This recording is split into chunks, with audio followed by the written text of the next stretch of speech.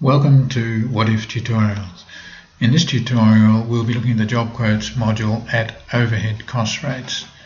We'll be looking at the work centre rates, which include the overhead rate but also include direct labour rate and charge rate, and then we'll be looking at the calculation of overhead cost rates.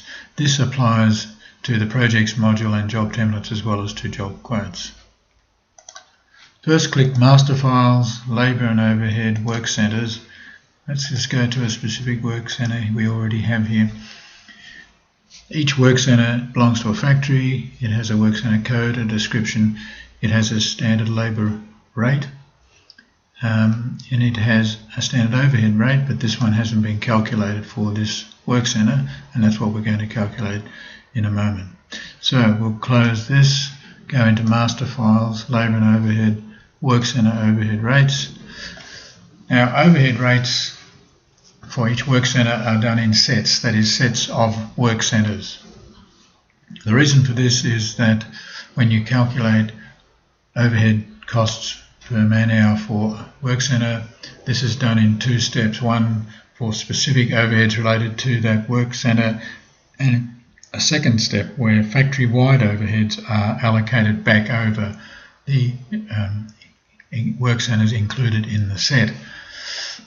Okay, so let's go to set 8, click overheads. We see there's two existing work centre overheads rates in here, and there are allocated factory-wide overheads. We'll come back to those in a minute. So we're going to add another work centre in here to this set, and we'll add in this V123. So now we have three work centres, but one of them has no calculation. So first thing we need to do is to point to that work centre and click Enter View Overheads. We're now viewing the overheads by expense. So we have first of all indirect labour, which is a subtotal, and then we have individual expenses over here, and then some more over there, including 3 user-defined expenses and an all other category. So we'll close that. Now we go on to calculate the overhead cost rate for V123. We add edit expenses. Now this is a calculation screen.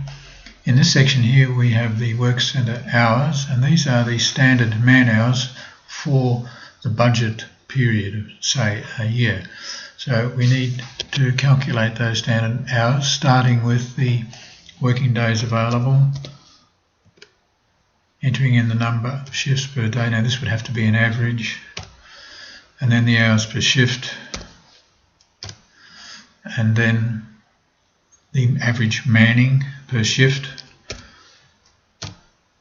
and this then applied by efficiency gives us the total standard man hours per annum for this work centre.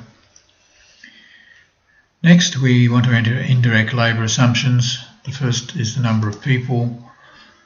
These have been entered previously, but all that happens here is we add a surname to here, brings in his salary. Okay, so we've got these 3 people. There's 2 people actually, and then a group of people fitters. So when you use that, you are bringing in 5 people at an average salary of that to give us total base pay of that, and then we can add bonuses and allowances. On cost percentage, this is inclusive of payroll tax, superannuation, workers' comp and other on costs, but not including leave, as that's included in there. We have motor vehicle costs, recruitment costs, other people costs, FBT, and then we have our standard overhead expenses, repairs, service, leasing, cleaning, insurance, and so on. Now here we have 3 user-defined. You can select from pre-defined expense headings here, select one, brings it in here, and then enter the amount in there. You can do that for the next two. Then there's all others. Now all others, I'll delete those two there. You can add, once again, you can add items, and in this case you're going to enter the amount in here, and you can add another item.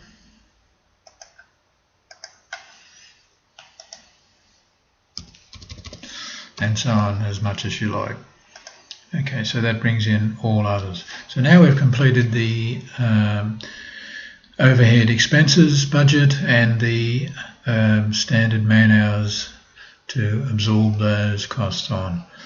Click OK, come back to our summary screen here, and this shows those items of expenditure, and over across here to the total of 819,000. Okay, so the final step is we come back here to our front screen and we see the allocated overheads have not been changed. So we need to reallocate those costs. That is the 424,000 since we've added in a new work centre here. So we go to factory-wide overheads, and we can do an allocation. Now, on the subject of the allocation, there's various methods that you can use. These are the methods: work centre hours, indirect labour, total overhead. So they're the three basic ones. But then there are three user-defined ones, so you can define those. And then there's a none. And the none one means you simply enter in the value that you want to attribute to the work centre. So you might say, for depreciation, or let's come back to this. At this stage we say do allocation, and we're taking the existing overheads and allocating them back to the work centres. So we've now got overhead rates per hour for each of the work centres, all inclusive of the allocated factory-wide overheads. But let's just go back into factory-wide overheads. We want to add some costs in here. We might add some leasing costs, 50,000 say. So that'll increase our total cost now to 474,000, and we might want to say, right, none.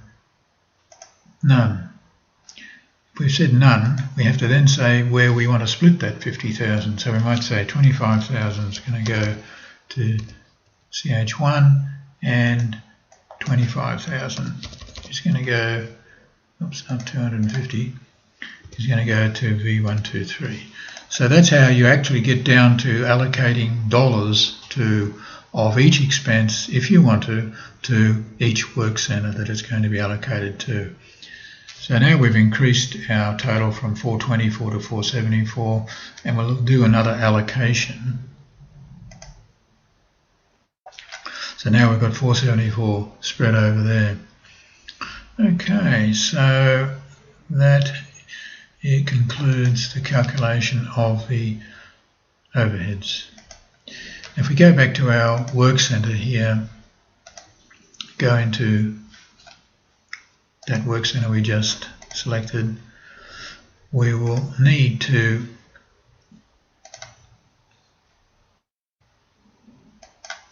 check. What has happened is that the new overhead cost per man hour has automatically gone back to the work centre. And I think CH3, or was it CH2? Yes, they should automatically be recalculated. Okay, so that concludes this tutorial.